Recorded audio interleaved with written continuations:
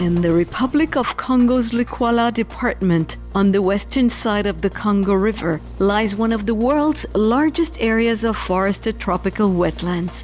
These vast peat wetland forests store more carbon than any other type of tropical forest. In the Republic of Congo, wetland forests make up 20% of the country's forested area. Due to challenges in accessibility, these are the only remaining forest areas in the country which have not yet been inventoried. At the request of the Congolese government, the U.S. Forest Service, through the U.S. government's Silva Carbon Program and Central Africa Regional Program for the Environment, is supporting the National Forest Inventory Agency, SINIAF, to complete their national inventory of these wetland forest areas in collaboration with the Food and Agriculture Organization of the United Nations, the Central Africa Forest Satellite Observatory, OSFAC, and the Wildlife Conservation Society. National forest inventories provide countries with a range of information about their natural resources.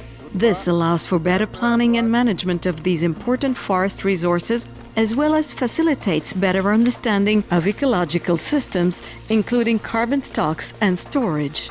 Working together, SNIAP and the U.S. Forest Service have adapted the National Forest Inventory methodology to both make forest inventory in peat wetland forest areas more accessible, as well as integrate soil carbon measurements, given the significance of these soil carbon-rich forest areas. The large amount of carbon that are stored in these forests, most of it you don't see.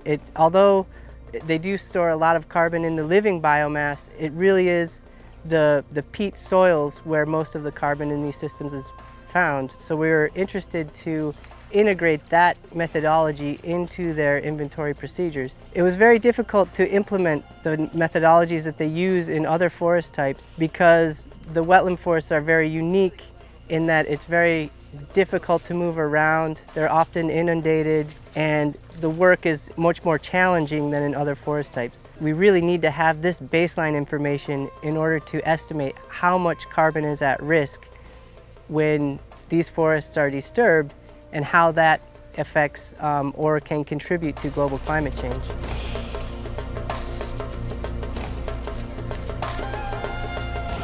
The validated peat wetland forest methodology includes procedures for data collection in adapted plot and sample units and protocol for soil sampling to quantify below-ground carbon. On a retrouvé la matière la plus particulière qui est la tourbière. C'est une grande concentration de matière organique dans le sol. La conservation, on va la faire comment? Nous allons demander à l'US Forest de nous faire une cartographie de la zone. Avec cette cartographie, on va discriminer des zones d'intérêt. Des zones d'intérêt pour la pêche, pour la conservation de la biodiversité, des zones d'intérêt pour la conservation de la tourbière. À ce moment-là, on va faire un inventaire dans chaque zone pour évaluer les potentialités de chaque zone. Au sortir de ces potentialités, on va planifier la mise en valeur.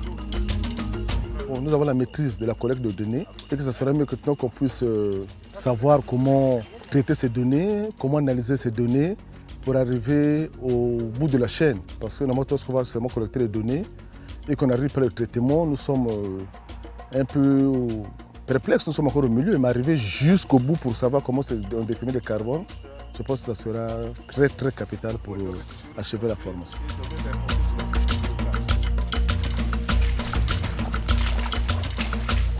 Currently, the U.S. Forest Service is continuing to support SNIAP to find resources to complete the remaining 20% of their forest inventory.